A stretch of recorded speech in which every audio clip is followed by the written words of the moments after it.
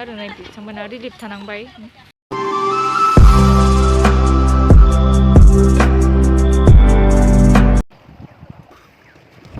Hello guys, खुलुमबाय, welcome back to जेब्रामा channel.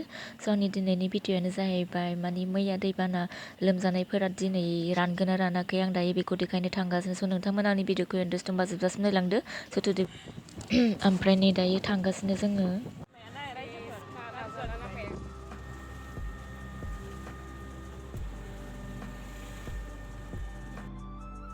नै टाउननि लामाया सेस लाजाला हाखर हाखार जाजोब्बाय। बे दै लोमनाय समावथ' एकदम माबाना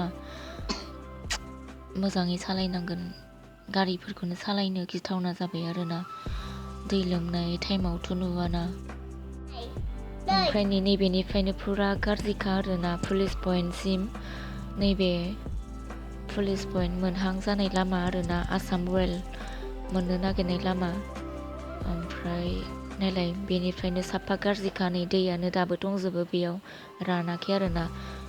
सबसे गाज्रिसिन जाना दं नैबे रडआनो, नैबे आसाम रयेल मोनहांआव बे बास स्टेन्ड दंना, बङाइगावनि बास स्टेन्ड, मिनि बास स्टेन्ड, बेखिनियाव। नैबे माने माबा ओरै हनुमान मन्दिरसिम फैग्राथिं आरोना बे दाबो गोथौ ओरैजाय।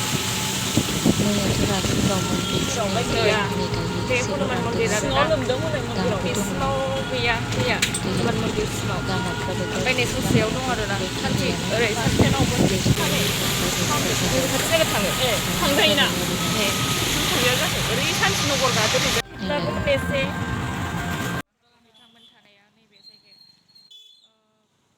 आरोना नैबे ओरै हनुमान, बेजों ओरै हनुमान मन्दिरनिफ्राय ओरै फैनानै आरोना थानापारा वार्ड नाम्बार 9 नैबेजों हाबनांगौ आरोना। थ' बिथांमोना नैबेयावनो थायो।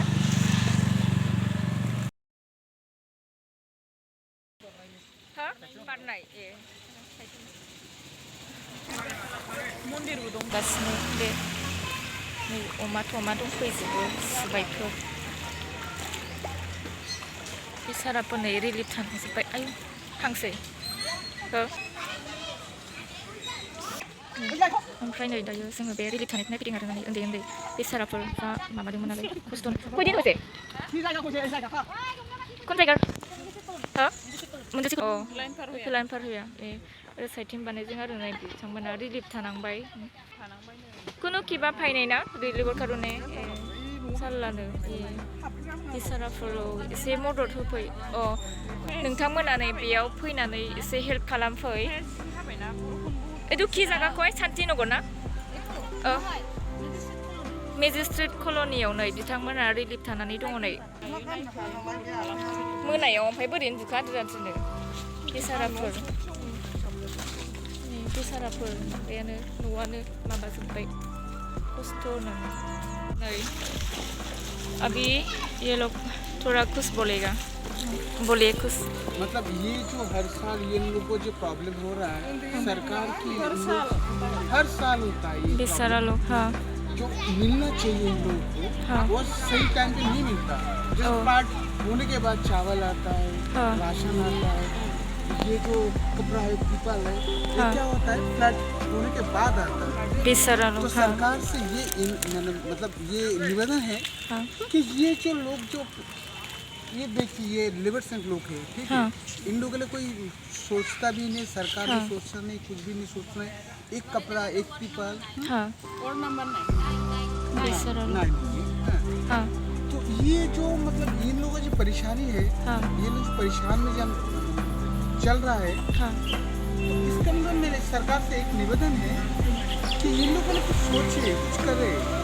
मतलब हर साल फ्लड आएगा, इन लोगों को कुछ कपड़ा में देगा, फ्लड खत्म हो जाएगा, तब इन लोगों को चावल या कुछ कपड़ा या तिरपाल मिलता था। ये तो ठीक नहीं है ना। ये बोर्डो तो बोर्ड है, बीआरटी है, ये भी सरकार को भी तो देखना चाहिए ना। हम लोग का तो वोट का आईडी है ना, हम लोग भी तो वोट देते हैं। तो सरकार हम लोग कुछ करने से कुछ तो इंतजाम करना है ना, कुछ तो करना है ना। अब आज तो बस अभी खाने को मिला कि नहीं? नहीं मिला ना, खाने को नहीं मिला।